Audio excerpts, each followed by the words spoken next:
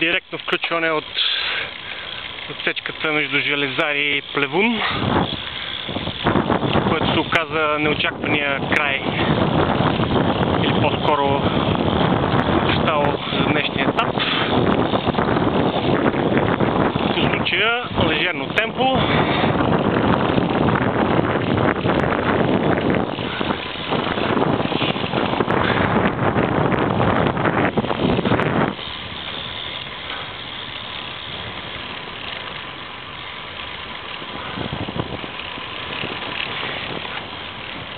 А не случайно са най-ниски части на Родопите. Тук Родопското равно наистина така е доста поизгладено. Няма някакви сериозни качвания, слизания.